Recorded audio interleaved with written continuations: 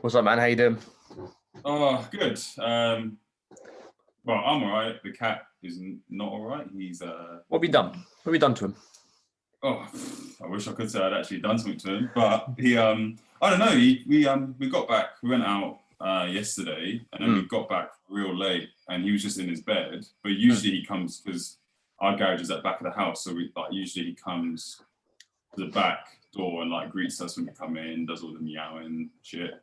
Yeah. But he was in his bed. But I thought it's 12 o'clock at night. He's probably tired. Yeah. So we went to bed. Laura's gone down south with her mate, going on a week camping sort of trip, south Western Australia. Nice. She's getting ready to go this morning. I was like, "Where's Archie?" She was like, "Oh yeah, I haven't seen him." And we're looking for him in the house, getting his food bowl, shaking it because he flies down the hallway. As soon as he hears that food bowl shaking, he's there. Couldn't find him.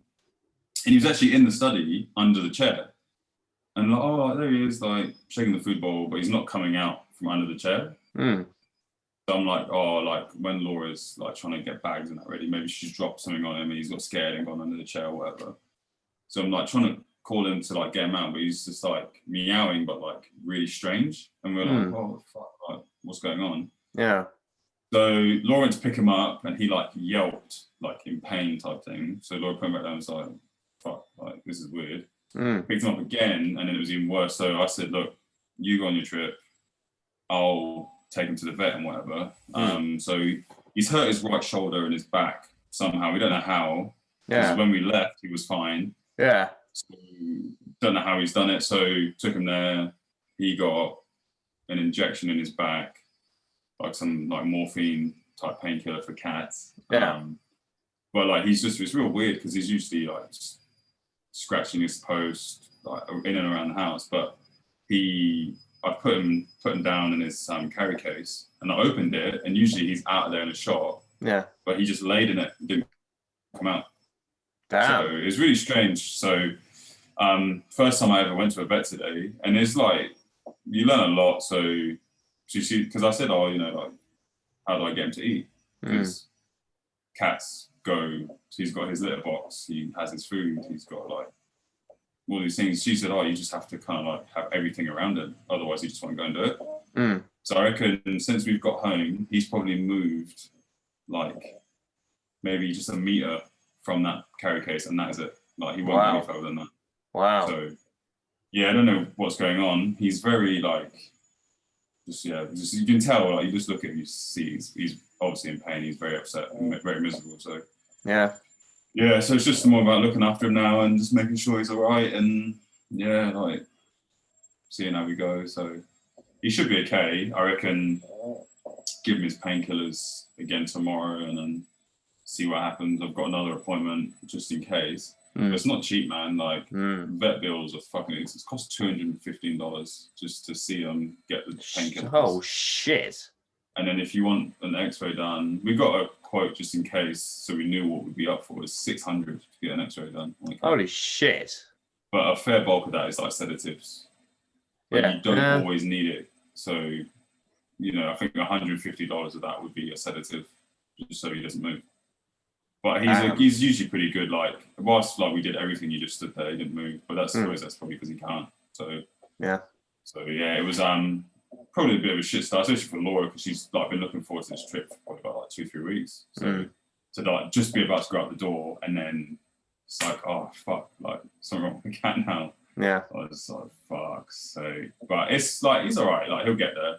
He'll bounce back. He's a young cat as well. He's only about 4 or 5. Okay. So he'll be fine. I reckon it'd be more than enough. Just a lot of rest and all that sort of shit. So just gonna have to monitor him and see what he's like when I get back from work tomorrow. But yeah, because it's not like he would have. It's not like he would have got in a fight or got hit by a car or something. He was just at home. Yeah, because probably just fell off. He's a house cat. Yeah, he's just a house cat. He doesn't leave. He doesn't leave the house ever. So, and that's the thing. They were oh, do you have any other pets? And nah, doesn't leave the house. No. Yeah. So it's he's just in the house. He doesn't. And that's what she said. He's probably fallen off or something. And she was there's telltale signs. If cats hide underneath something, then they're either sick or in pain. and it's usually both at the same time. Mm-hmm. And if their tail curls between their legs, then you can tell that's another sign of like being sick. So we like looked at him this morning, and like when he stood up when he was at the vets, and she was like, you can see his tail is like all the way through. She's like, there's something wrong, like he's in pain or he's sick, because he's like, cats can't obviously, they can't communicate anything to you. So she's like, that's the way that they tell other people or whatever that they're sick. So yeah, dogs are the same thing, but I think it's more fear if the tail goes between the legs, because they're like, what the fuck? Yeah, it's like a submissive type thing, because they can't, they're scared type thing. So yeah. So yeah, are you so you going back to work? I'm going back tomorrow, mate. Yeah. Shit. I know, man. Are you excited? Is it like first day back at school type thing? It'll be good. It will be real good, because number one, gyms are open tomorrow, mate. That's what we're fucking talking about. No, it should be good, man. Because we've got I'm probably going to leave the gym tomorrow, because I imagine it'll be quite busy. I'll go Tuesday. And then we're doing slightly shorter hours to begin with, which will be cool. That means I get an opportunity just to have a look around, see what else is going on around town tomorrow. It's probably a good way to ease you back into it as well, doing like shorter shifts instead of doing like the full like 8 hours or whatever. So that's really good, man. We normally do, I think we normally work on like a 13-hour day with shift work, but we're just going to do 8 hours for now, and then we'll just build up from there, because we need to build a team back up again. Yeah. Have you lost a lot of people, or is it still the same? Well, when we a year ago we were functioning on 12, we're now 5. Fuck. Yeah. Is that just because people have found other jobs, or? No, we had to cut the numbers back. Yeah, it's a shame, isn't it? Yeah. It's really, really bad. It's not been fun, but the ones I have caught up with, they've got other places, they've got other stuff now, so it's fine. In the end, it's worth it. That's all right. Are you would you rehire, or is it just like you're just going to roll with like sort of like a skeleton crew for now, and then if numbers pick back up, like you start doing well again, would you rehire people, or is it just see how you go for the first week or so? Absolutely. So you've got it's entirely depending on how much money we take. If we take money, then it proves that we can spend more money. That's it. Mm-hmm. Yeah, it must be a tricky one as well, because you don't want to be like, oh yeah, come back, we'll give you your jobs back, and then something happens again, and then it's like, oh fuck, like we're back to square one now. We have to say sorry, we actually have to let you go again, and then it would get really messy like that. But I suppose the smart thing would probably be to just do like the team you've got, and then see how long you can do that for. And if things start to get more stable, then go from there. I'll be interested to know how the company itself is making decisions and stuff, because I imagine for them it's going to be tricky to be like, okay, we need enough people to be here to be able to take the money, but we don't know what's going to happen in the future. So all things going well, we're not going to do this again for any lockdown or anything. But who knows, because they've got to weigh up if it's worth the risk, getting in more money, getting in more people to then take more money. But then you've got, if you have a lockdown again, you then got to get rid of them again, Yeah, and that's the tough thing as well, because it's, you have to weigh up, financial stability in this situation, because it could be just a case in point of, we've got 5 people, and it's probably a bit of a, it's just a bit of a tricky one, trying to juggle a timetable to have people working, and, you're going to work these days, these hours, so on and so forth, and making sure that you have enough people, and because you're not open late enough to worry about between shifts, because, if you finish at a certain time, you can't start until another certain time. So I think, is it 9 hours? Is it 9 hours between shifts? You can't do anything less than that? I don't see. I thought it was 12. I thought it was 12. Yeah, it's something like that. So that's what I mean. So it's probably a bit easier, because what do you guys close at 5:30? 6:30. 6:30. So it's not so bad. You've got enough time for the following day. So but it's just it'd just be a logistical nightmare probably for a lot of places. But I think people are going to be more excited to just be working again. Oh hell yeah! And going to the gym and all of that. So, what's the plan with the jab? Is it kind of like just going to keep going and then see what happens? Like, if people just get the jabs, you can just keep opening things up, or is it a case of like, if there's more cases, do they just revert back to what it was before? So they've got this like long-term plan which goes all the way up until July, I think, about slowly easing back restrictions and capacities and things. So tomorrow is all non-essential retail. So us, you got us, hairdressers, tattoo places, all that sort of stuff. Restaurants is only allowed outdoor. Next 15th of May, restaurants indoor, and then that's cinemas, and the middle of June is like bars and nightclubs.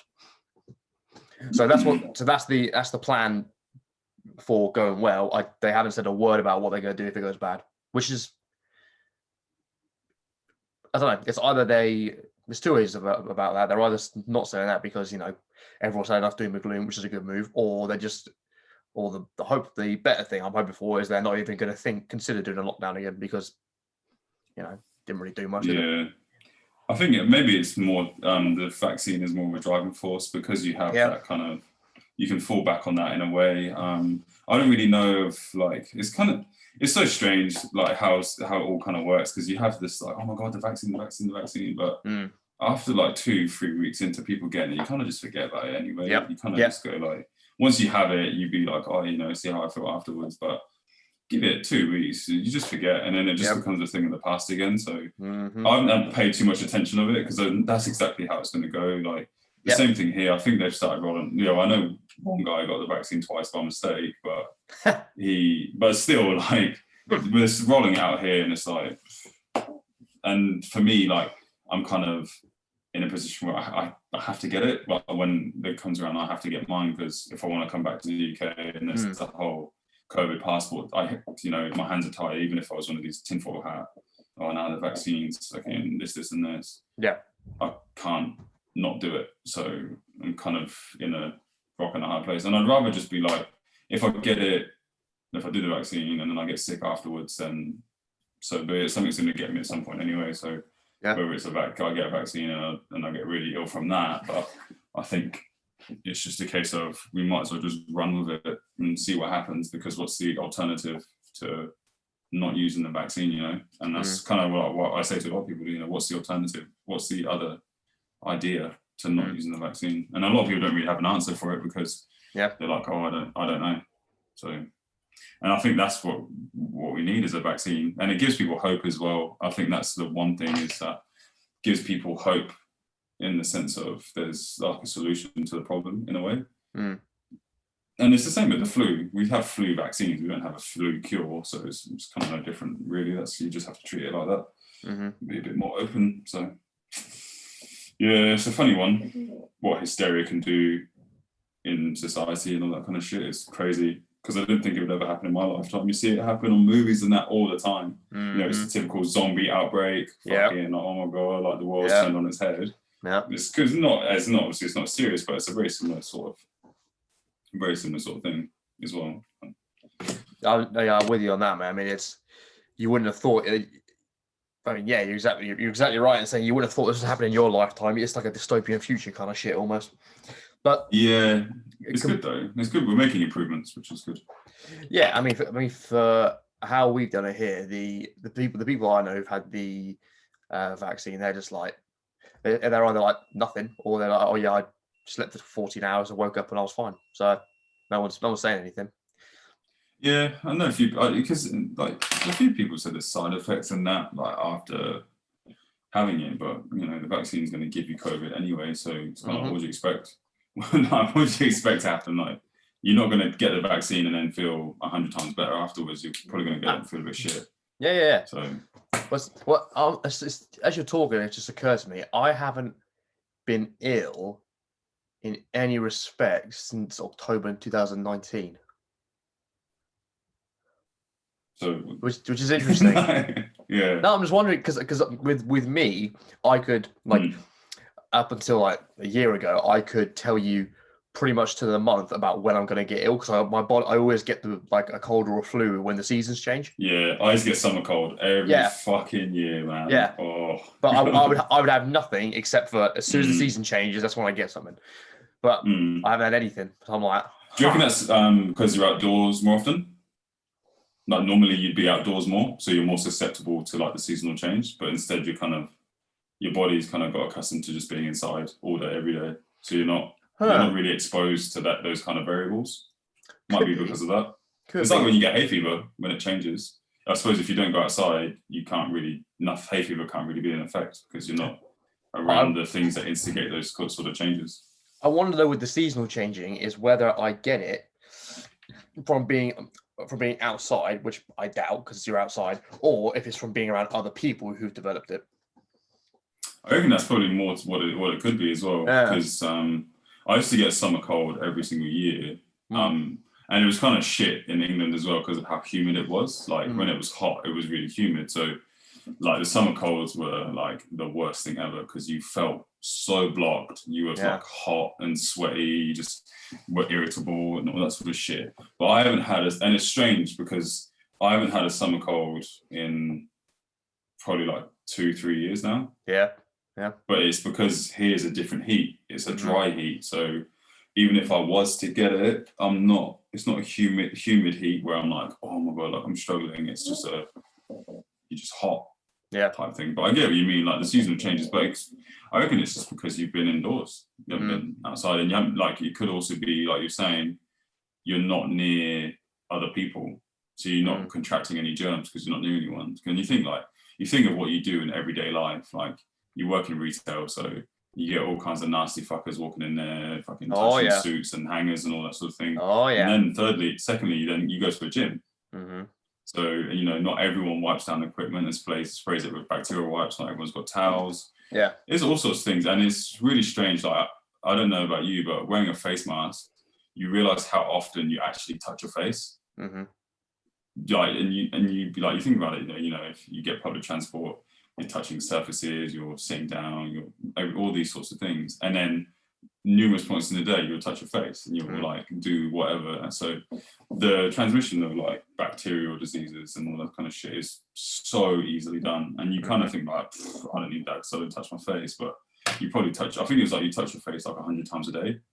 So So like you're very susceptible to that sort of shit as well. And I feel like COVID is it's been a big eye opener to the things that you don't realize that you do. Like there's just very, very subtle things, and it's very, very much been a big sort of push on, one, personal hygiene, and two, just like cleanliness as well, because you think like the changes that we've had to make as a society to combat these things, you've got antibacterial wipes wiping down surfaces all the time, using just like the hand sanitizer as well, face masks, all these different like things that you would have taken for granted. Because think of it like 3 years ago or 2 years ago prior to COVID, hand sanitizer was just a hospital thing, really. When other time would you think I'm using hand sanitizer other than when you're in hospital? Now, like we've got it in work in abundances. Like I go to volleyball, I've got to hand sanitize my hands. Like it's all these sorts of things that I don't know about you, but do you reckon it makes for like a cleaner society, or like a more self-aware society, in the terms of like you need to be more accountable for like you spreading germs, if that makes sense? Well, see, hand sanitizer is interesting because a hand sanitizer is a mask for your hands, so it doesn't clean your hands. It basically just puts like a really thin glove over your hands. So whatever you've got on your hands already stays on there. The hand sanitizer just goes over it, so it doesn't really do anything for you. It's better for other people. So whatever you've got on your hands, you can't transfer it. That's what it is. So which is why the guidelines is always wash it, then put it on, because you're clean, and then is the idea behind that. Yeah. So for you personally, it doesn't actually do anything for you, but it's for everyone else around you. Yeah. So that's interesting. But I had a mate who for years was so OCD about his hands being clean. I think you've met him actually. But he'd always have in his bag or in his pocket a little hand sanitizer. And we mocked him for years, and then he eventually stopped doing it. And then obviously this shit comes out, and we're like, oh shit. Just waiting for him to rear his head up and start saying, I told you so. Yeah. Fortunately, he didn't say a word. He was just like, if this happened 5 years ago, I would have been having a great time. He was premature with his hand sanitizing. It was pretty nuts. Are you really looking forward to getting back in the gym? Fuck yeah, mate. I mean, fortunately I've got a decent amount of stuff here, but it's the pull-up bars I'm looking forward to more than anything else, because they've got all that, the monkey bars, much better racks, bigger weights, and just the environment in there is awesome. And I get on really well with the trainers, so it's just I haven't seen them in ages.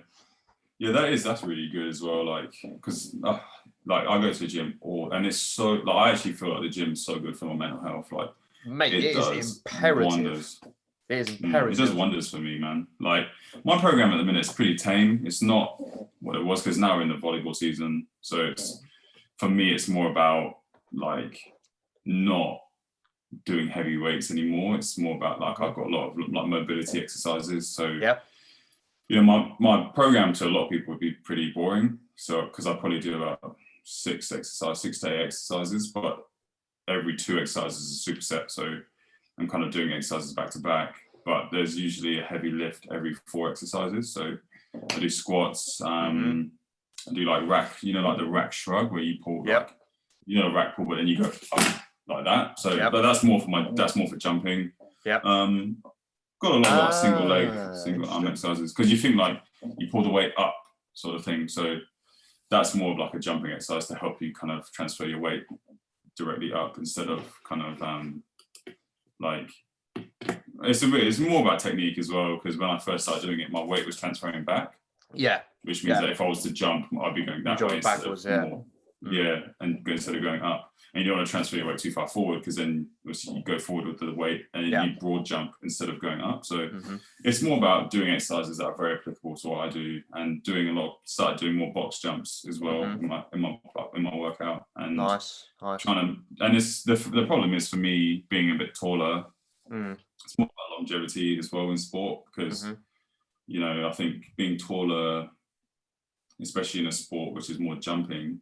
And I think it's kind of it's a bit of a shit assumption that people, when you think you're taller, they think you're just better at sport. Like your height is more suited to a lot more sports, so you kind of more is expected of you, and you're more susceptible to injury when you're taller as well. Your muscles get lengthened, so your muscles are tight.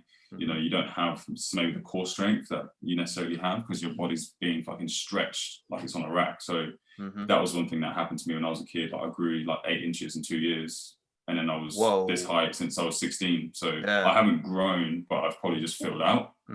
So for me, it's more about trying to stay injury free for longer. And I've started doing a lot more research into it. So I use a massage gun all the time. I use foam rollers, trigger point balls, and just trying to find out what works for me as well. I've been really on like my calorie counting. So I use MyFitnessPal to count all my calories and stuff. Because I didn't realize how under I was on my calories. I reckon I was probably like normally what I thought was good. I was about 16 to 1700 a day. What? And I thought I was eating a lot, man. I thought I was fucking smashing back the food. Fucking hell, mate. That is barely yeah. I'm lucky, like, and I was thinking, I was like, fuck. And now I reckon I'm 2225. So it's not a huge jump, but what it is it's a jump to where I need to be. So, and especially with, like, you know, you go to the gym 3 times a week, you play volleyball training, and then you have a game. So you have 2 days rest. But if you want to be able to do those exercises well, you need enough carbohydrates, you need enough fats, you need enough proteins for your recovery, and all this sort of stuff as well. So I've been really, really into it recently, tracking my carbs, especially because I think that's the biggest misconception these days, is that there's not enough education on, you know, what is and what isn't good and what isn't bad. And, you know, some people, like, I speak to a friend of mine recently, and he was saying, do you not feel like it's a bit obsessive, like tracking that sort of thing? I was like, well, not really, because I'm tracking it, which just means that I'm documenting what I'm eating, which could seem like obsessive, but all I'm doing is knowing what I should and shouldn't be eating. So, and all it allows me to do is, if I know, okay, if I eat this every day, 5 days a week, I'll get, say, 2,500 calories. If I go out with my friends and I'm probably going to have a few drinks or eat dinner out or whatever, I know that I just won't eat that meal. So instead of having, you know, chicken, broccoli, rice, all that sort of shit, I just won't have it. And then I'll just have a meal when I'm out, or I'll just, instead of having a protein bar and that meal, I won't have it, and instead I'll just have this meal instead. So it's more about being more in control of what I'm eating, as opposed to being like, oh, you know, if I go out and I eat, then I can't do this, I can't do that. And 9 times out of 10, like, your body's so good that if you've exercised that day, if you go out and have fucking McDonald's, your body will use the carbohydrates to replace like your ATP, like your like triphosphates for your energy. They'll use the protein to repair muscles, and then the fat just gets stored. And if you've burnt heaps of calories, you're still within a deficit anyway, so it doesn't really matter that much. And I think that's where the kind of like, the misconception is between what's good and what's bad. Obviously, everyone knows eating junk food is bad for you, but you know, if you still work within a calorie deficit, you probably will still lose weight because you're burning more than you're consuming. So you will lose weight, but I think the way that I always look at it is that that stuff isn't good for you internally, which is what you can't see.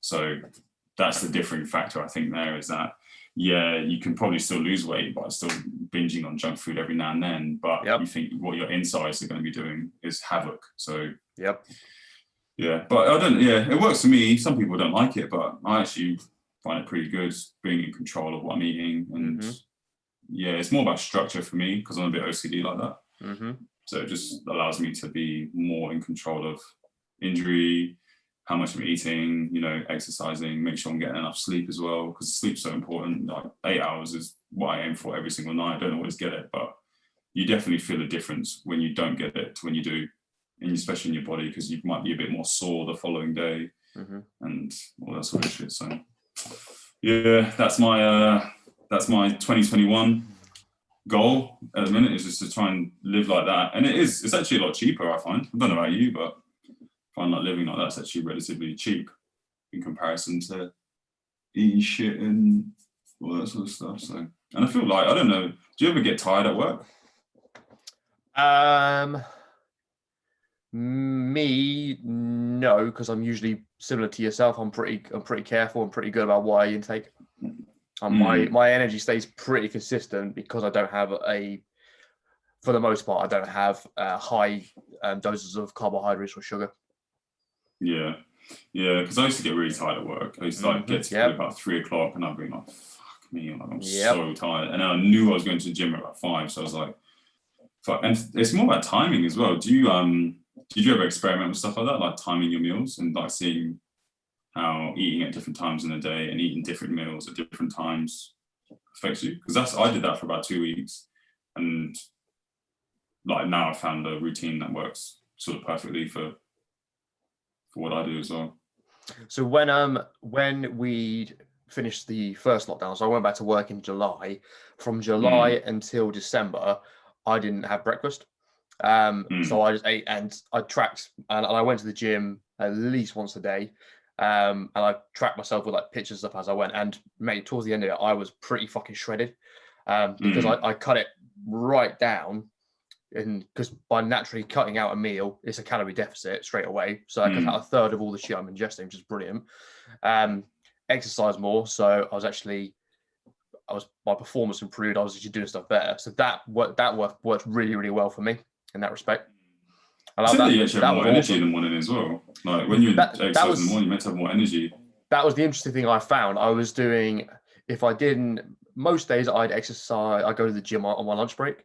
But if not, I'd go before work. So I'd exercise like 7 or whatever. And by exercising, it suppresses, for anyone who doesn't know this, if you exercise, it suppresses your digestive system because it changes the blood flow to your muscles. So that's why your dick also gets small when you exercise. Exactly. Well, exactly. The blood draws away from it. And so it actually turns off that hunger. So if you're ever hungry, just do a couple of squats, do some push-ups, and it will turn itself off. Yeah, and that's the interesting thing about it as well, and that's why people don't realize why they struggle to eat after exercising. It's because there's no blood in your stomach to even digest anything. So even if you put in, just stuff to, like, obviously if you start sweating and stuff, replacing those like what the fuck are they called now? What? Yeah, electrolytes. Yep. Just like replacing stuff with electrolytes and that. So Yeah, I think for me it was more about timing. My meal was like massively, and I started looking into like how long it takes for certain things to get digested in your body. So I think like red meat was the one that takes the longest. I think that's 3 hours to actually get digested, and everything that was in the red meat to get turned into usable stuff. So I try and mix it up a little bit. I try and go like chicken predominantly, and then maybe like pork. I try and steer clear of beef because beef makes me feel quite lethargic because it's a heavy meat. So I try it every now and then, but I probably have it for dinner where I know I'm not going to be doing anything afterwards except for being in the house.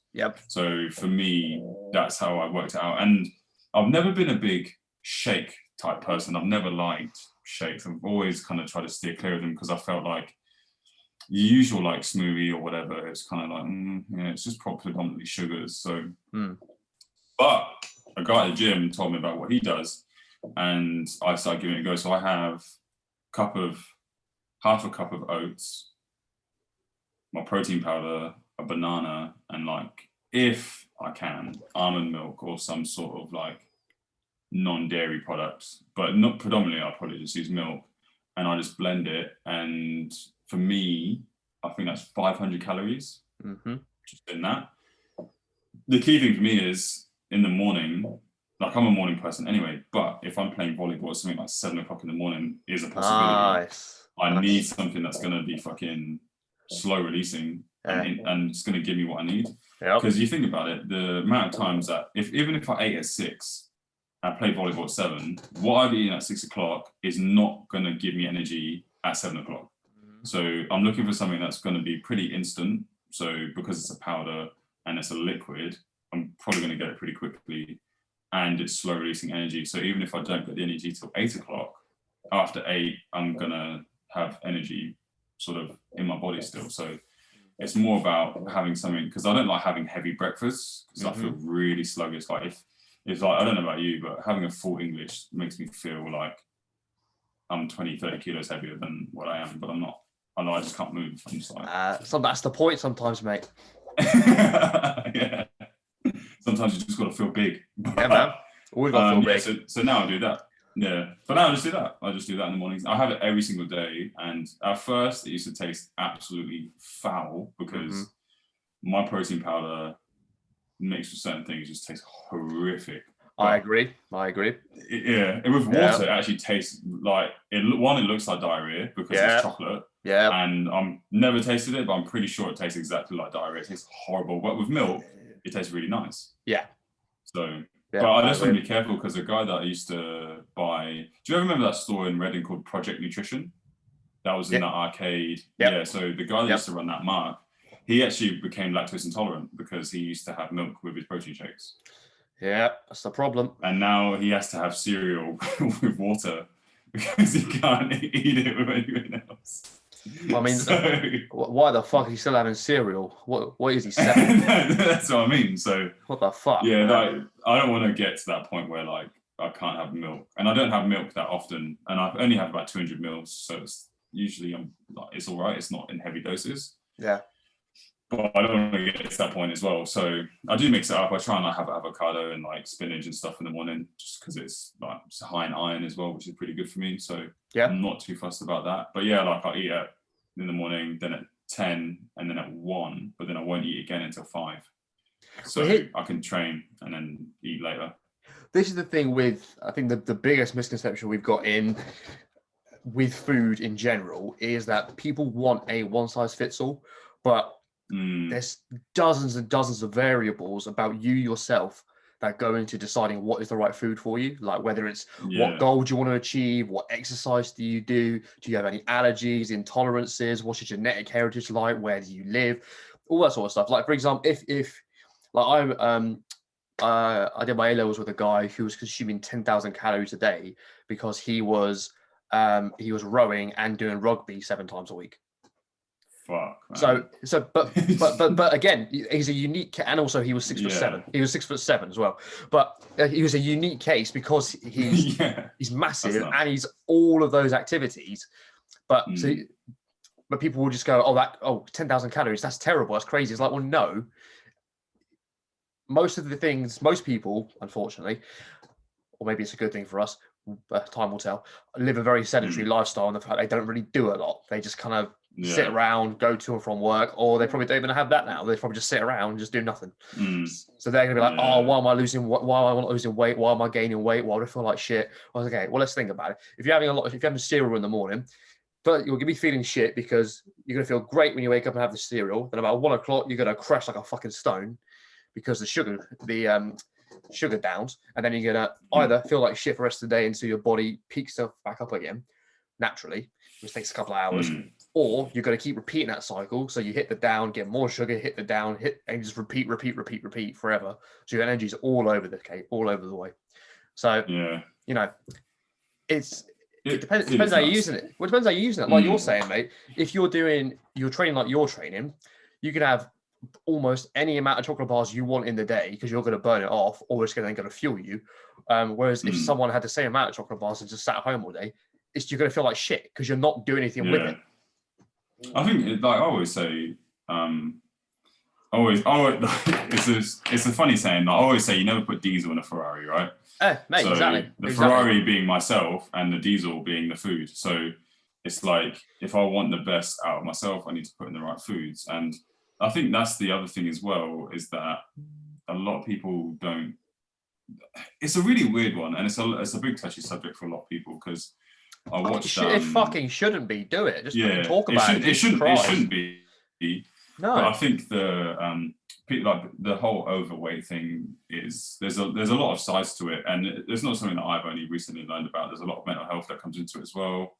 Some people say it's borderline an addiction, eating unhealthy, and I can see why, because your body gets used to eating those foods. And I watched I watched Super Size Me properly as an adult, because I saw it when I was really young. I didn't quite understand it. I just thought it was funny that a guy was eating McDonald's every single day for 30 days. Yeah, it's pretty and funny. I was jealous. I actually thought, like, I want to do that. But hey, now I'm older, I'm like, no, I don't want to do that. When you're a kid, mate, and you haven't hit puberty, your body is on human growth hormone all the time. You can eat whatever the fuck you want. Yeah, and they just burn it off. It doesn't matter. Because you're on HGH, you're just running around all the time because you've got crazy energy. That's what I mean. Yeah.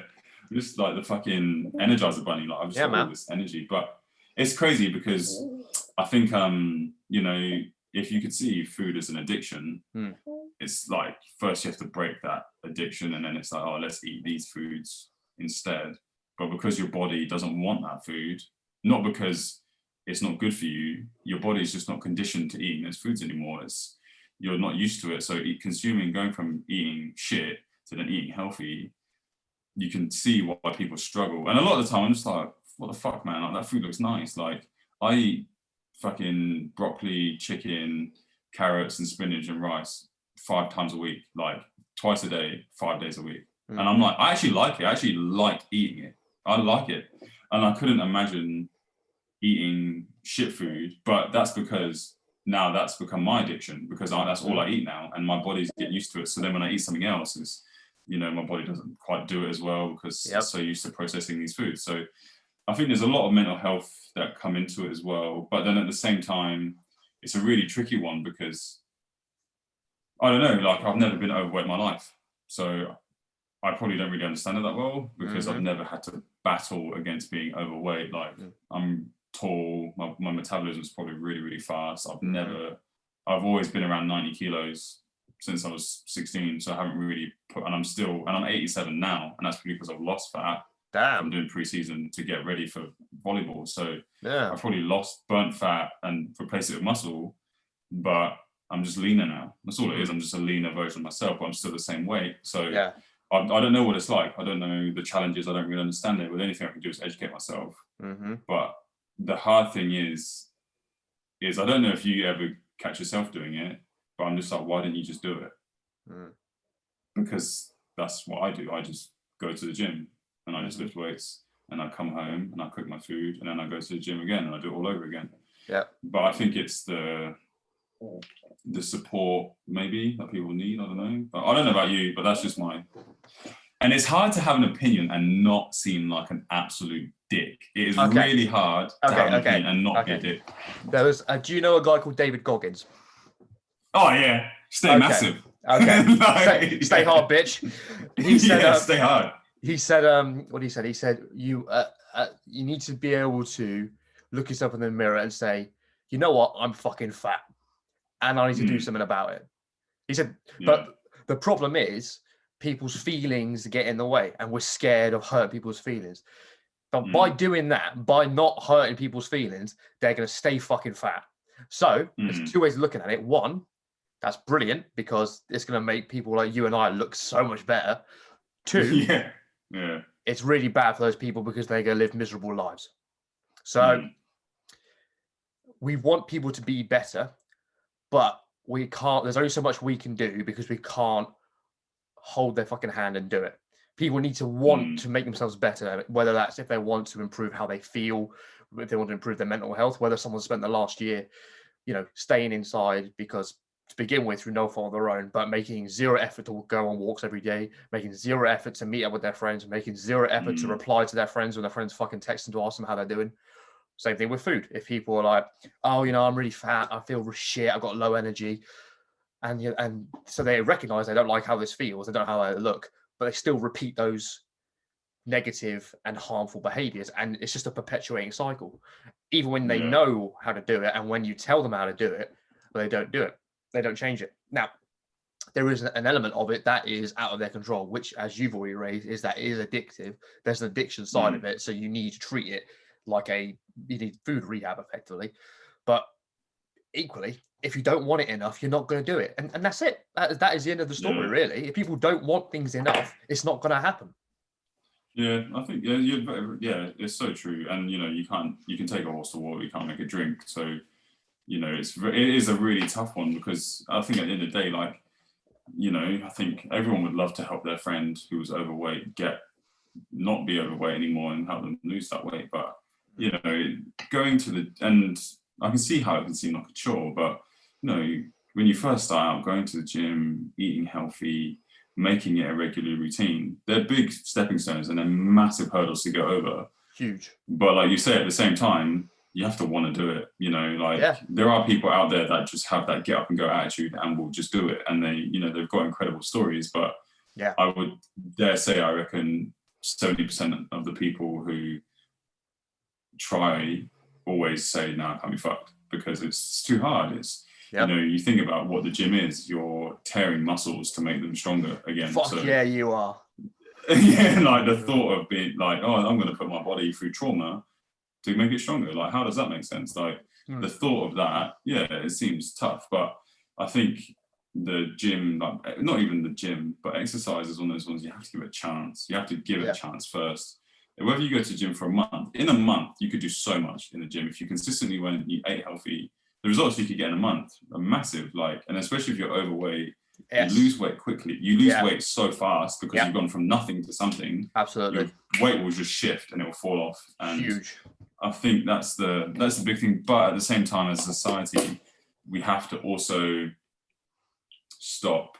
Well, I don't know, actually. I think fat shaming people is wrong. But I think if you said to somebody... To a point, and it depends how.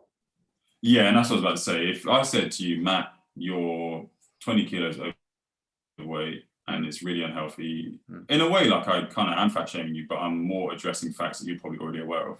Yeah. But if I said, Matt, you're a fat shit and you need to exercise, that's probably not what you want to hear because it's going to dent your confidence. And you already know you're a fat shit. So it's like... I don't know. Similar to you, mate, I've never been fat. So I don't know what it's like to be fat. I don't know. But again, if you said that to me, I'd be like, all right, let's do something about it. But it's a mindset though. It's a different thing. So 2019, I did a fitness challenge with two of my mates. And before, it's in November. So before that month, I was going to the gym fairly regularly. Wasn't crazy, but it was decent. And then that month we had to, because I was a challenge with those two, I went, right, fuck you, I'm not coming last. So so I had delivery twice a week at work at like 7 a.m. So I get up at 5:30, go to the gym at 6:30, do 20 minutes work, go to work, go back to the gym at 11, go back to work, go back to the gym at 4, and then go home and repeat for a month. And mate, it was fucking awesome. I felt so good. I felt so good, man. Yeah, you do. Yeah, but exercise in the morning releases all those endorphins in your body. And you feel sets you so up, dude. great. Oh man. Yeah. But you could have just walked through walls. Like that wall there, I could just walk straight through it with no effort, with ease. You know what I mean? Like it's good it was so fucking awesome. And it's just what was the fitness challenge? We were doing the idea was we had to you had to exercise. The person who won was the person who exercised the most and had the highest average heart rate while exercising. So I came second. The other guy beat me, little fuck. Yeah. So he just put that little bit extra in because I do like, I've never exercised more than like half an hour because that's just how I like exercising. But he'd go for like 2 hours at a time. So I'd go more frequently, but he'd be there longer. So I'm just like, you fuck. But I try and keep it down as well. Sometimes like you be in the gym too long. I like an hour to an hour and a half. And the minute like I'm probably in the gym for like 45 minutes, which is good. Like I'm in and out pretty quick. But yeah, man.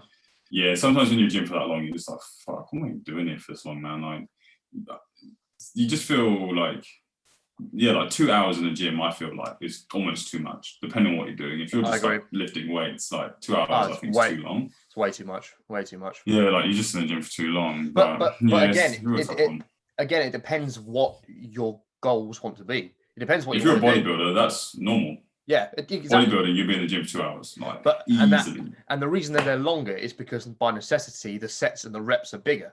I never do anything more than 5 sets of 5 reps on any weights. Nothing more than that because I don't. Yeah. I'm not going for hypertrophy. I'm just trying to get strong. Whereas, if you're going for either hypertrophy or muscular endurance, you're going to have way more sets, way more reps. So you're going to be there longer because you're physically moving the weight more. Yeah, it's an interesting one as well. And that's the thing. Like a lot of people tend to mistake. Like I don't think they understand. There's many different aspects to lifting weights. Well, not even lifting weights, but just training in general. Like like you say, you've got the hypertrophic aspect, which is more about building muscle, and you've got the endurance aspect, which is more about endurance, and then you've just got strength. So there's 3 different aspects. And the thing is, you take for granted, and you see them in sports very commonly, and it's like strongman is the strength aspect. Hypertrophy is the bodybuilding, and then the endurance is your triathlons, your cyclists, and all those sorts of people. Well, like the common athlete is endurance because they need to be able to do things for lengthy periods of time. So, and I think that's the difference there is that people, that's the thing. Like a lot of my training, like a lot of the stuff that I do, is kind of a mixed bag. It's like I reckon I do some endurance and then some strength. So like tomorrow, I start off with like single leg hip thrusts and then an open butt stretch. Like that's my warm up.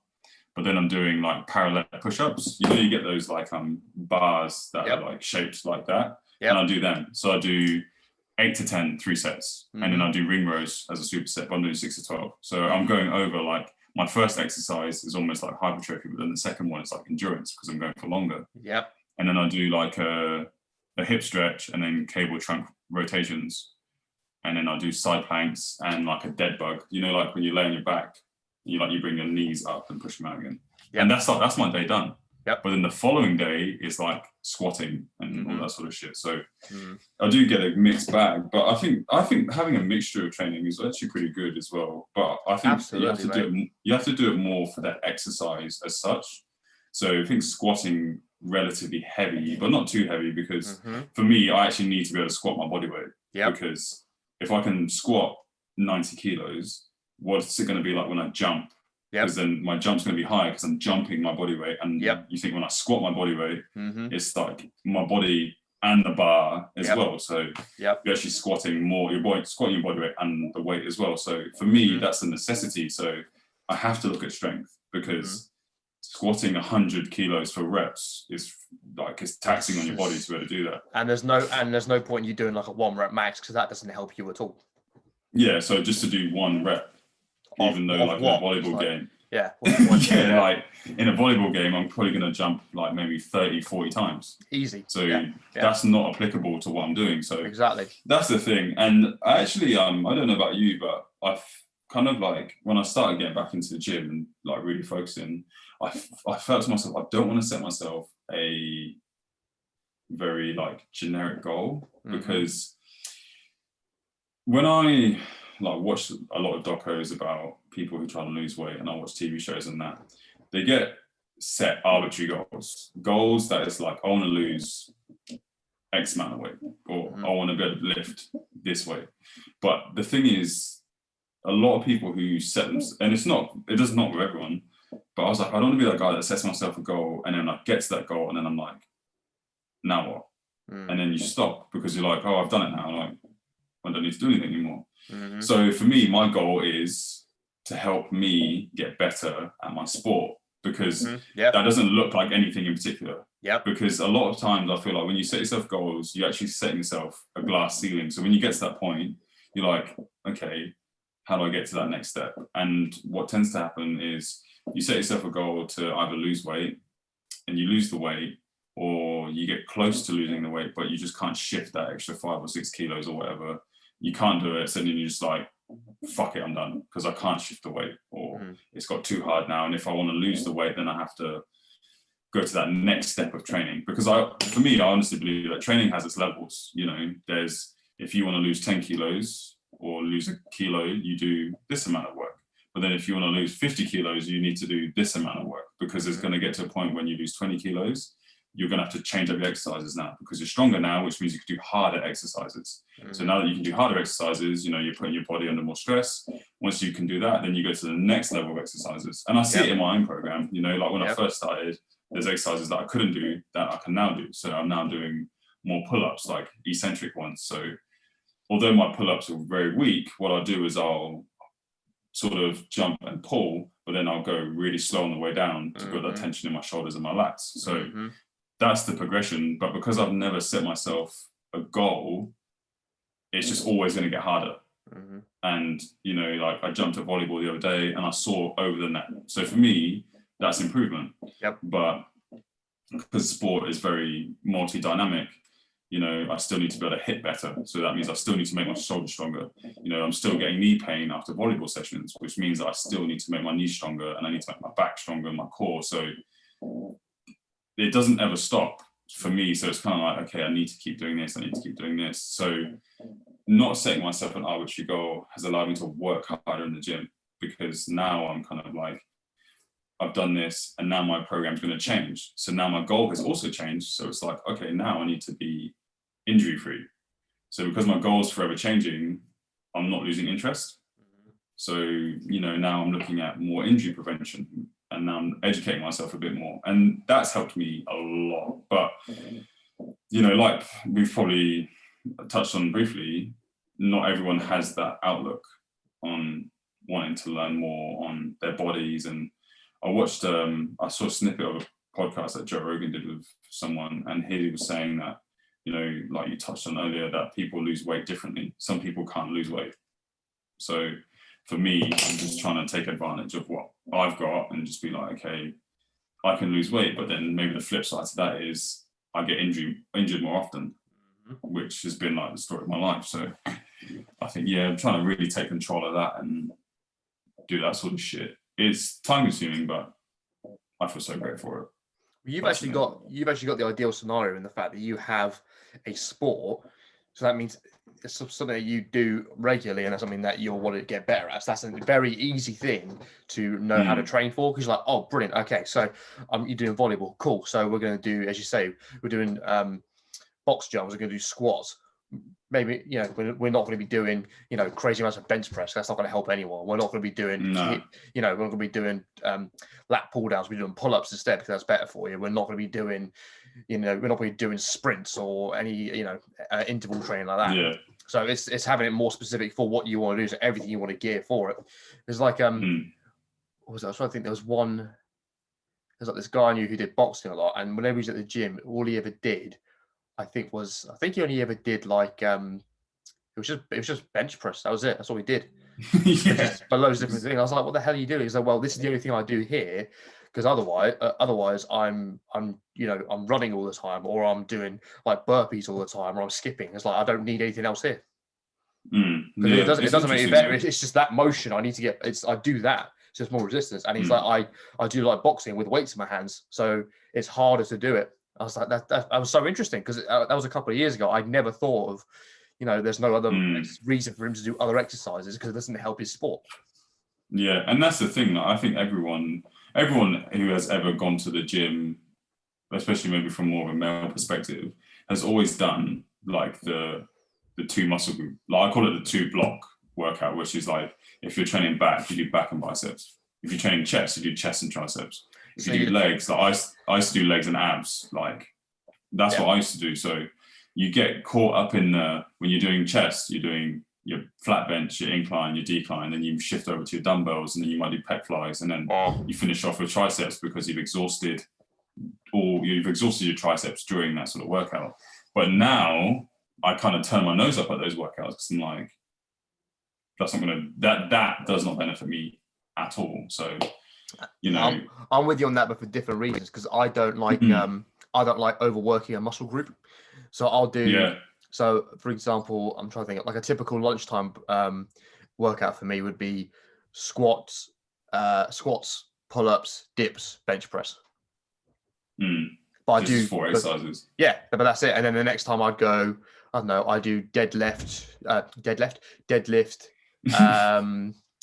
the static row machine. I think the other one. To be fair, I do some version of pull-ups or chin-ups pretty much every time I go to the gym, and I just rotate the 3 compounds. That's it. Yeah, that's the best way to do it though. You get a nice diversity, and especially if you're doing 3 different, if a chin-up and a pull-up, you're hitting different muscle groups every single time. So you're covering all bases as well, which is really good. My programs change every 6 weeks. So now I'm in the volleyball season program, which is it's very it's not mundane, but it's kind of like you're just doing more mobility as opposed to I still do like the rack pull, but it's not as heavy. So good thing I actually hit my PB for deadlifts. Like I was going for 150, and I got it. And I got 3 reps. So I was like, I could have gone for 160, and I tried to do it, and I couldn't lift the weight. So for me, I was like, I hit my goal, but now I'm not doing deadlifts at all now. Yeah. And I don't bench, and I'm squatting. The bar that I squat with is it's kind of it goes out, down, and then out again. So it's I use one. Is it a cambered? I think it's called a cambered squat. Yeah. Because the bar swings, which means I have to engage my core more. So I'm doing more core work now, especially with my jumping and trying to hold myself in a better position when I hit and block. So all my exercises now are focused on motions I do in volleyball, and it's very interesting because a lot of people that go to the gym, most of them actually play a sport. So predominantly a lot of people play football. So people would do the very generic kind of exercises that they do in the gym, your chest, your shoulders, back, legs, all this sort of shit. But then they wonder why they can't perform how they want to perform. But that's because you're not doing exercises that you need to do to be able to perform how you want to perform. So and it's very interesting because elite athletes train very, very differently to the average, Sunday football player, of course, or whatever. And it's really interesting. And you actually think about it when you look at what they do. Sometimes they do less. You do less exercises. You don't do more. You actually do less. But because your exercises are specific, you actually work harder because you might do single legs, and then you target specific muscles, which means the muscles are working harder. And it's more about doing things properly as opposed to, I hurt my shoulder benching years ago, and now I don't really bench at all anymore. And that's probably because I wasn't doing it properly. But now, I'm figuring out how to do my deadlifts properly and squatting properly and do my pull-ups properly as well. Because if you don't do it properly, then you overcompensating on areas and you get injured. So for me, it's more about I don't go to the gym, I don't lift heavy weights because I'm focusing on doing it effectively, as opposed to I'd rather squat 80 kilos for reps and be okay, I feel good now. I've kind of patterned down how to squat effectively. Then I can go heavier instead of squatting and fucking my ass is out and then my chest is over my knees and whatever, and then I hurt my back and and loading on areas. Nothing wrong with your ass being out on a squat, mate.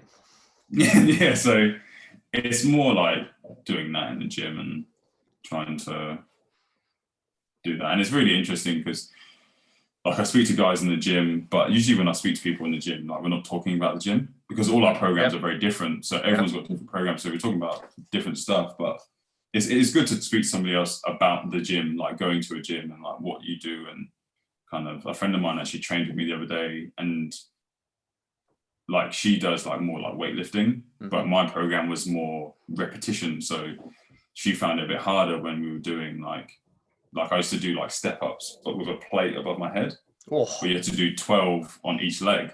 So like, but it's like 3 sets of 12. So she was like, fuck, like these are a lot of reps. So, and that's on each leg. So she's doing 24 reps for one set. And I was like, yeah, like, but it's a multi-dynamic exercise. You know, it's more about, for me, working on that step up motion, but then it's increasing my shoulder endurance by holding the plate. And, you know, it's not a case of just holding it there, but it's like fully like locking out in my shoulders and making sure I'm holding it properly. And then we finished on like the, like, you know, the assault bike. And she was like, oh, you know, we done? I was like, nah, man, like, like the assault bike, and then we finished. So it's interesting training in different ways. And I reckon if I tried to do, you know, like the typical 4 sets, 8 reps, I'd probably just maybe struggle because my strength necessarily isn't there. But, you know, I could probably do more reps, but the strength might not be there to be able to accommodate that kind of like hypertrophy training. So it's interesting though. Like I do like it. I do like trying my hand at different things as well. But the one thing I'll refuse to do is run. I hate running. I don't like running at all. I hate it as well, mate. Yeah, can't stand it. But I like rowing though. Rowing's good. Yeah. There was a couple of years ago I was doing capoeira and this other fighting style. And what I found from those two there, it was a lot of sort of going from standing up to then being down on one or both of the heels and then turning and then coming back up again. So, but it's different to boxing, whereas boxing, you'll duck a little bit. So you'll bend your knees a little bit, you'll duck and weave. Whereas this, you're like, your arse is hitting your heels, you twist and then come back up again. But mate, that is better than any deadlift workout ever, because your lower back is just in absolute flame, because you're doing that for easily 2 hours and just up and down, and you're twisting and moving and stepping and all that stuff. And that was, you're like, that's incredible, because you're like, I see why a deadlift is necessary now to build up that muscle, because that is so, if you can do anything to strengthen that, that endurance is amazing. But again, it's like, okay, cool. There's another aspect to it, like why of what you're going to exercise to make what you're doing better, because you're like, okay, first of all, these are the muscles I'm using. Okay, so I need to do a deadlift. Now, how do I do a deadlift? How am I going to do the deadlift? Am I going to do stupid heavy, or am I going to do decent weight for reps? And you're obviously, okay, decent weight for reps, because I'm doing that constantly. It's all about the endurance side of it. But yeah, that I just could. It was the first day you wake up, you're like, oh shit! It's felt like I've done it's felt like I've done a deadlift workout. It's crazy. Like moving like the Tin Man, just like fucking so stiff, like you just can't move. Yeah, but it's amazing. It's amazing. It's so good. Yeah, that's good though. Like it is good having like that kind of diversity in your training and being sore in places that you didn't think you could be sore in. Like I don't really do much triceps, biceps in my program. But like yesterday I went to the gym and the guy was like, oh, do you want to come in tomorrow and do arms? And I was like, yeah, sure. So we did like, it's a weird, I've never done it before, but I was like, you lay on the flat bench and it's like you hold, it's not a skull crusher, but it's kind of like, it is in a way. You like take the weight and you go all the way back. Oh, so you do like a pullover. But like it's like that. We go all the way to try and actually touch the weight on the floor. And then you just like pull. Matt, Jesus Christ, my triceps when I woke up this morning, I like sat up in bed and I was like, whoo, yeah, I can really, really feel that. But it's like, and that was the and we did that. I think we did four sets of 10. Nice. And in the bicep exercise we did was just like a single curl on a cable. Done. So, and it's not about overdoing it, man. It's just making sure you get the repetitions in. And it's more about, like, in the gym we do a lot of work where it's doing a weight for reps, as opposed to, because that weight will become easier eventually, and then you can go heavier. So, you know, if you're like bicep curling 15 kilos and it's like you're doing it for 10 reps, and then 2 weeks time, then you go to like 17 and a half, you can do that for 10 reps. And we do a lot of like AMRAP, like as many reps as possible. So that sort of shit. There's more about that endurance and building up the strength to be able to do these things. And there's no shame in like, you're doing an AMRAP and you've already done 4 sets. And on the last one, you can only do like 3 reps. Because that's the purpose of the exercise. Like that's what it's for. So exactly. Because a lot of people are like, nah, I'm not doing fucking 3 reps. But it's like, that's what it's for. Like that's what the exercise is designed for. So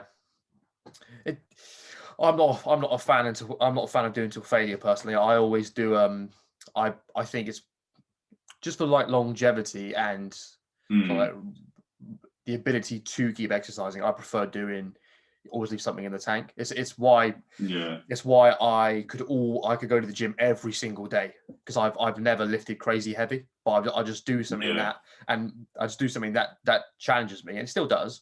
But I've never done anything ever particularly heavy on anything. But it means I could just keep exercising, just keep going, keep exercising. I like doing different stuff as well, which is and that's which I like about it. It works for you, because if it didn't work for you, you wouldn't do it. Do you know what I mean? So it's quite interesting as well, because I was like, it depends what I'm doing. If I do cardio, then a lot of the time I feel like I've got nothing left, because I'm just kind of like you're always just cooked after cardio, and you just think like, fucking hell, man, I've really got nothing left here. But I don't really. My days are like that, but that's probably because I want to be able to do something the following day, because I train. My training is smack bang in the middle of the week. So if I go to the gym, say like Thursday, Friday, and I do crazy shit, and I lift heavy weights, by the time it gets to Sunday and I've got to play volleyball again, I've got nothing. Like, my body is cooked from one, training for volleyball on the Wednesday, to doing 2 sessions before the weekend. So I've only got Saturday to recover, and your body will not recover in 24 hours fully anyway. So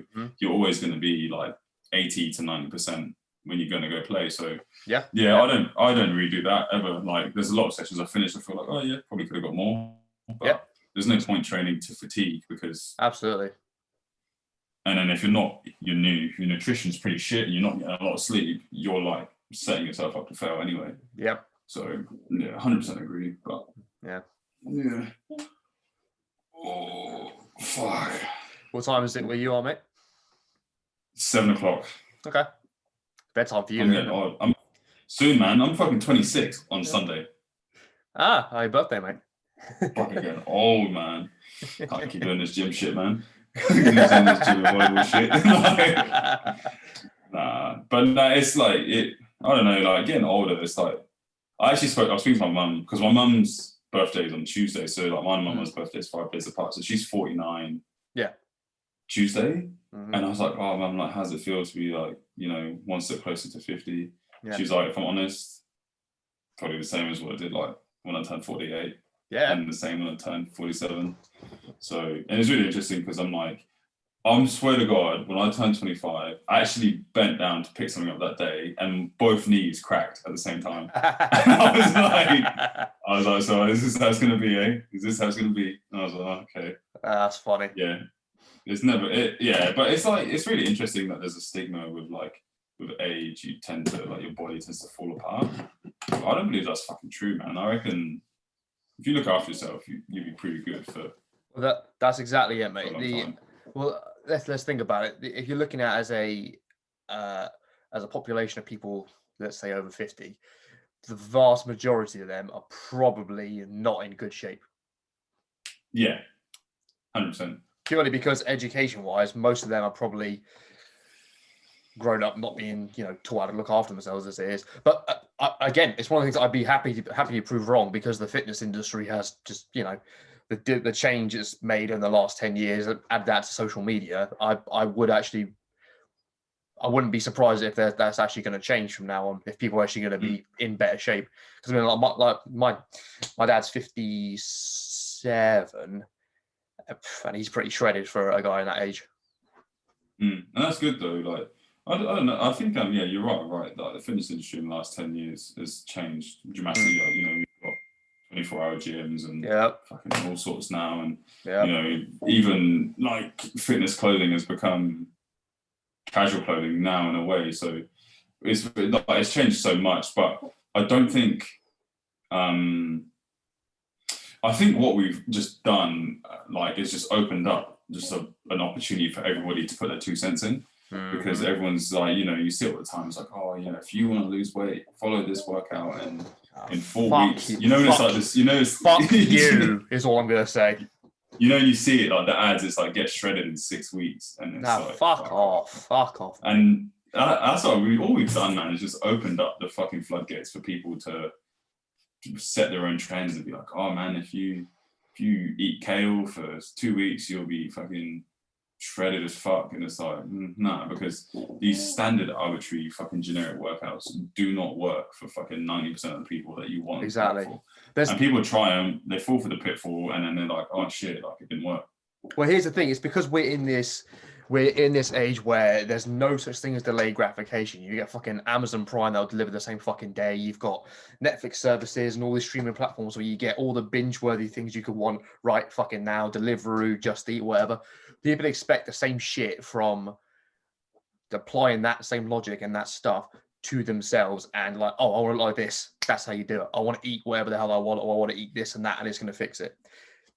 Human physiology hasn't changed in thousands of fucking years. It's not going to happen just because technology has changed in 10 years. Yeah, it's really interesting. I feel like for society, we've got more. Society's got lazy, man. Like the amount of people I deal with at work, and they're like, "Oh, do you guys have the spec sheet for blah blah blah blah blah?" And 9 times out of 10, I'm like, "Oh yeah, like." A guy actually over there, I said, "Oh yeah, it's on their website, on the Red website. This company we deal with called Red." I was like, "Yeah, it's on their website."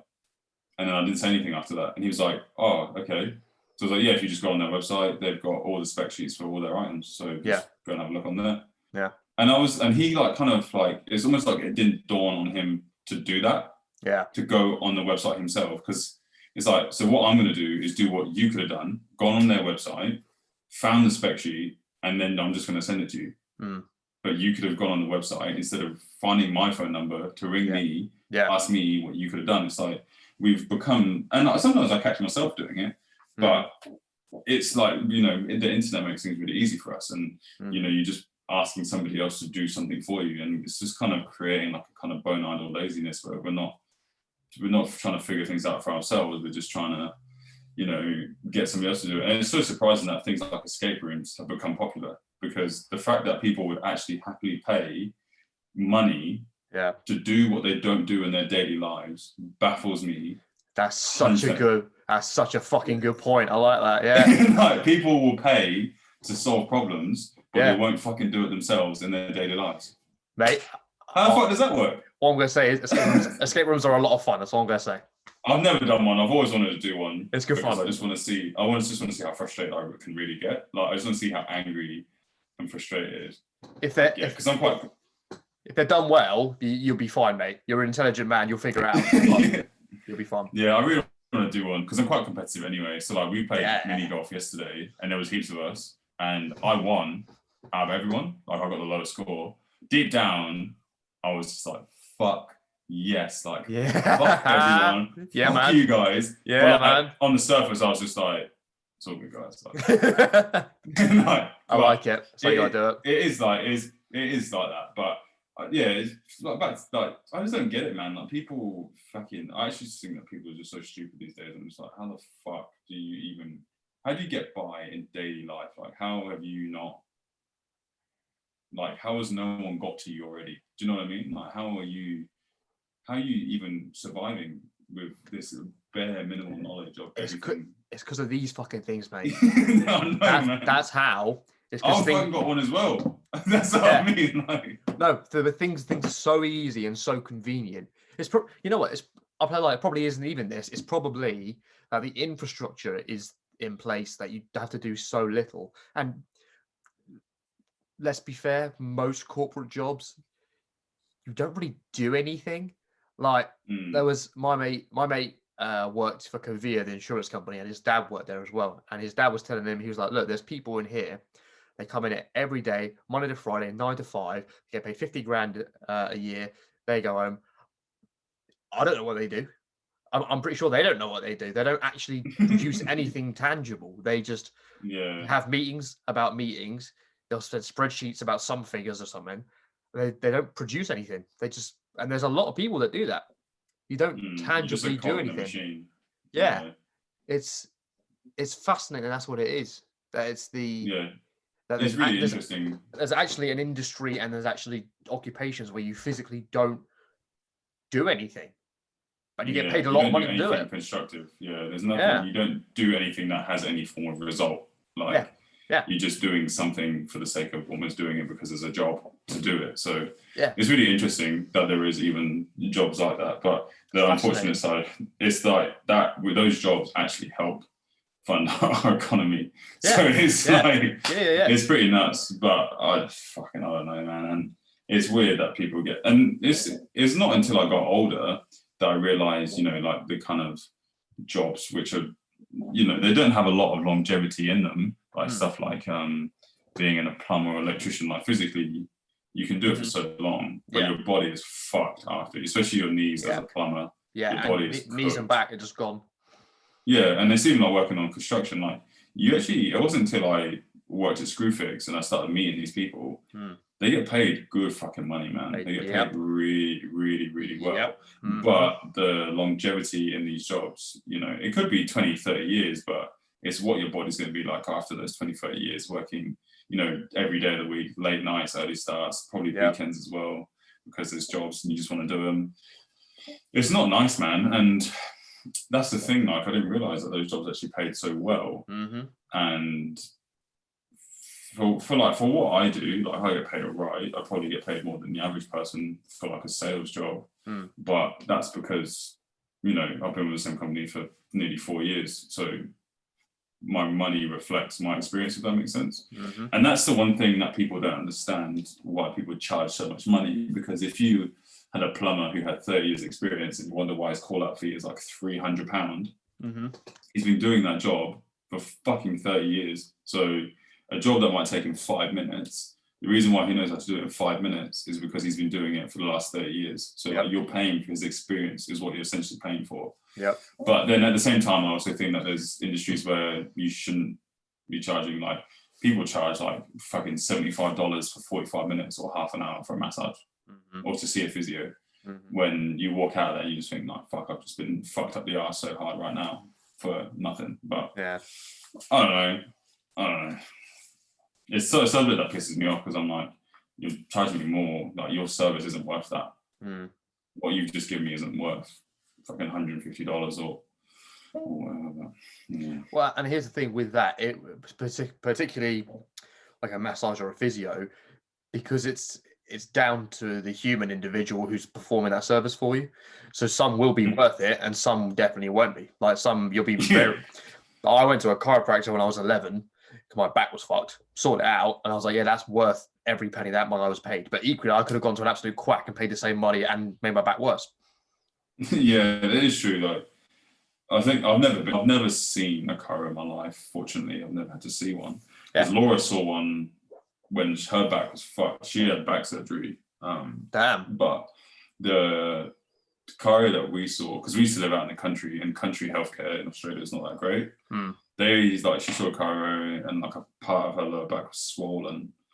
And they were like, oh, you probably have like a bulging disc in your back. It really wasn't. She had like what's called a pars defect, which is like, you get like, it's not instead of a slip vertebrae, it's the slip disc. It's like the vertebrae has moved.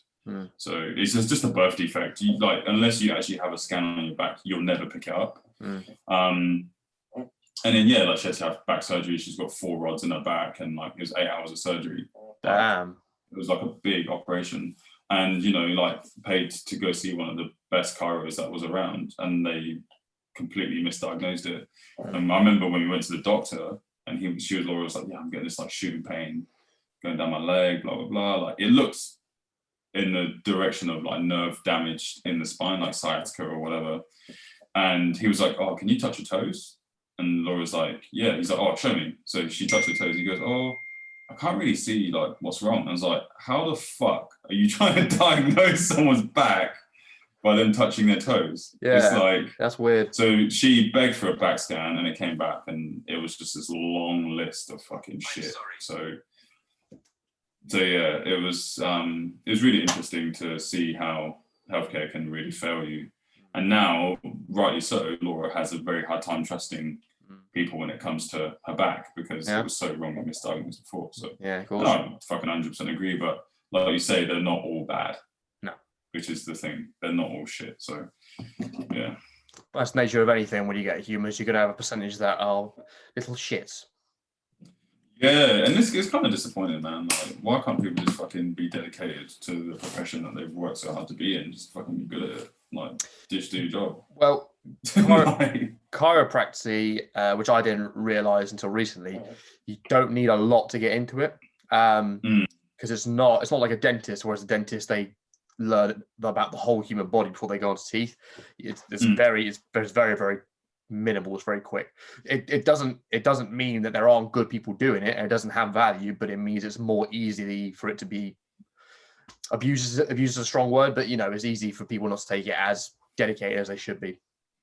Yeah, it's probably just like personal trainers and stuff like that. Like, so yeah, sure, common, very common. Like personal. This is more where you see so many people. Well, not for me that I know that are doing personal training courses now, and that's just because one, it's relatively easy, and two, there's always somebody out there willing to pay a shitload of money to see a personal trainer. Yep. Get out them, get fit. So they get churned out, and they just set the same sort of fucking generic programs. There's nothing specific about it. It's just like, yeah, we're gonna do like we're gonna just do like a course. You're gonna do these lunges, and then you're gonna do some burpees, do some press ups, sit ups, and do this, and then yeah, we're done. And it's like you just paid £100. So it's like, here's the thing. That's why I'm studying. I'm studying to do it myself. Is that what you're studying to do?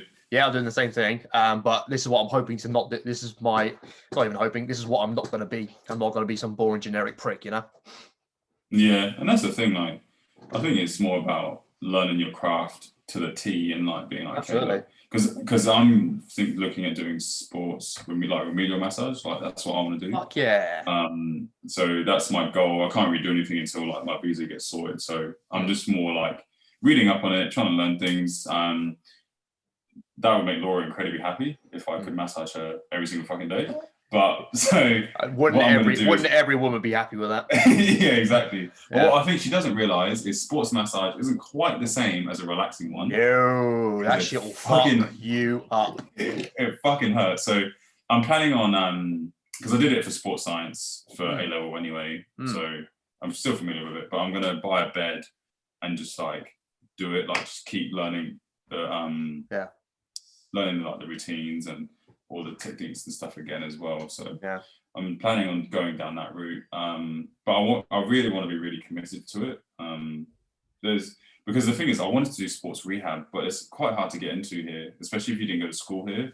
And it's nearly impossible, and you'd have to jump through so many hoops to do it. And a 3-4 year course turns into like an 8-year course because of what I have to do it. So I'm kind of like, oh, I don't really want to do it. It shouldn't turn me off, but I think sports massage was my next preferred thing to do. And for me as well, like I can always use it as like a good way for people to kind of I was speaking to Laura about it. I was like, I'd love to do something with mental health and sport, like, and massage, and like kind of combine the two together. But that's the only thing you could really do that I could foresee was like just talking to people whilst I do it.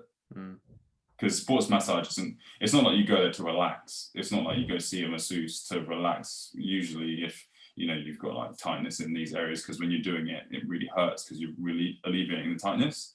Yeah. So I was just like, oh, like you can just communicate with people, like really talk to them and try and like be comforting in a way, instead of like, oh, I'm just going to twist your knee this way, and then you just fucking like put them in so much pain. But I really want to do something mental health wise. But I wanted to do something sport related because, well, just something that I'm just familiar with, and like I love sport, but I just kind of don't really know what to do in that sense. Like you can do podcasts, but for me, it's like I just want to do something a little bit different, kind of like outside the box in a way. But I don't know. I don't know what to do. So I'm still mulling over that and trying to come up with something. I thought about like, groups, like is it focus groups or like groups when you get together. So I thought, oh, maybe we could do that, but fuck knows, man. Like I'm still trying to think about it, but it's definitely. Well, don't give out any more ideas on here, all right?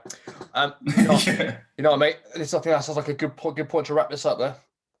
Yeah, I need to actually cook my dinner. I need to make sure my cat is still got fucking arms and legs.